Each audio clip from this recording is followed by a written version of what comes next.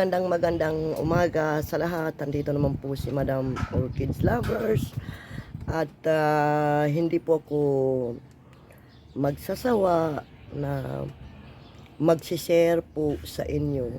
Okay, so siyempre naman mga basic ko sa best experience ko lang naman ang sinishare ko dito.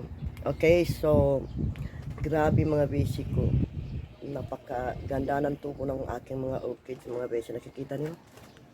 So grabe, is too healthy. So isi-share ko sa inyo kung ano po ba yung aking ginagawa sa mga orchids ko. Sobrang tataba. Okay, so para at least mayroon kayong idea. Okay, so yung mga iba namumulaklak na. Okay, nagbukas na po yung bulaklak nila, nandyan na po sila. Ayan na po yung bulaklak nila. Tapos itong mga mga basic ko, yung mga iisa lang po ang bulaklak niya, ay wala pong mga dahon yan. Okay, walang mga dahon yan. Walang leaves yan mga basic. So ayan, nakikita nyo, nagbubulaklak na sila, nagbubukas na. Okay? So, siyempre, hindi ako magsasawa na isi-share ko sa inyo kung paano magpapatubo ng orchids sa best experience ko lang naman. So, ang masishare ko lang naman sa inyo mga basic ko, siyempre, iba naman tayo ng pag-alaga ng orchids. Iba rin sa inyo, iba rin sa akin. Pero sa aking best experience mga basic ko ay siyempre nakikita ko naman po yung talagang pagtutubo nila na umuupo sila sa tubig at kung paano po sila dadami. Okay, so mga beshi, yung mga iba kong mga orchids dito ay hindi ko na po binibili yan, kundi kung halimbawa lumalaki po yung mga kiki nila, katulad nito mga beshi, ito ay kung baga ganyan ay isa-separate ko na po mga basic ko. Okay, so ayan, nakikita nyo ang roots niya. Ayan yung roots niya. Okay, mga kiki yan mga basic. Ayan, nakikita nyo. Ayan, so nakikita naman nyo, nakaupo yan sa tubig mga basic. At yung nakaupo sa tubig mga basic ko ay tumubo na. Okay, so iyan, hindi natin alam kung ano ba yan, spike ba yan or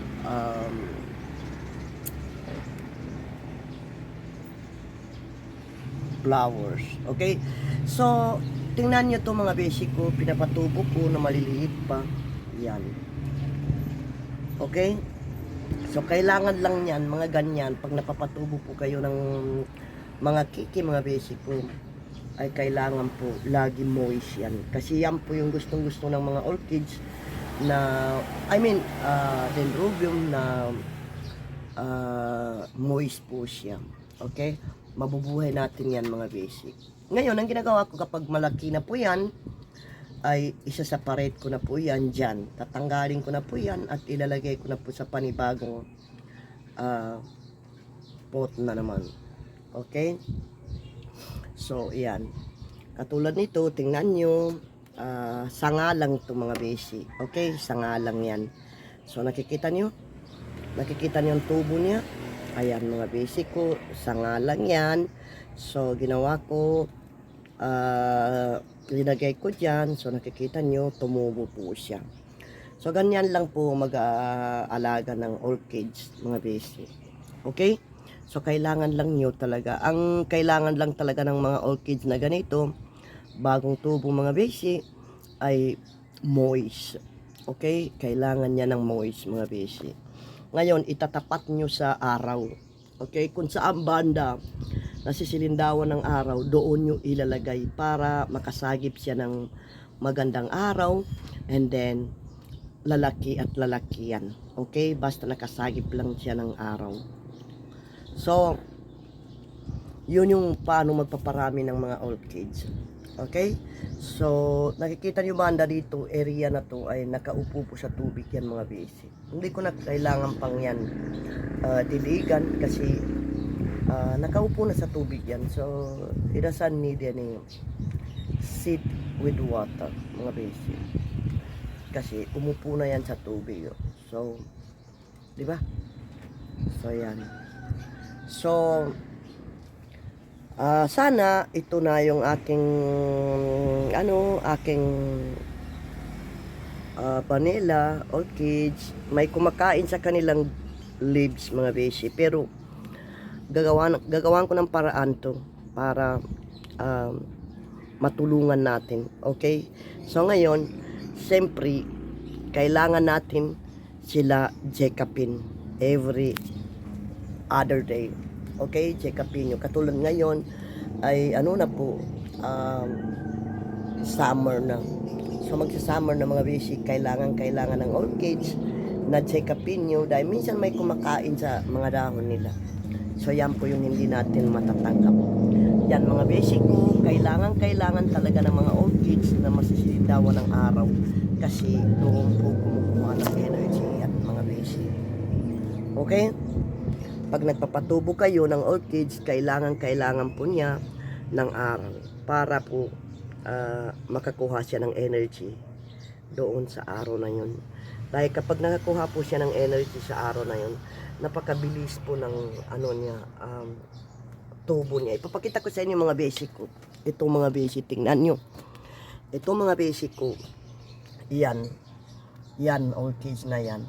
Kiki lang yan mga besi. Sobrang liit nung tinanggal ko sa mother niya.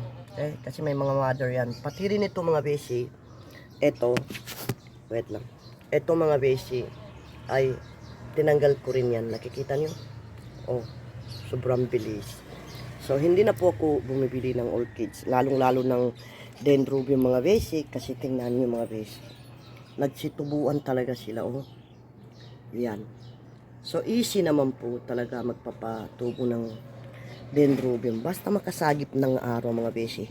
Hindi po tayo mag-worried kasi talagang tutubo at tutubo pa rin yan mga besi. Okay?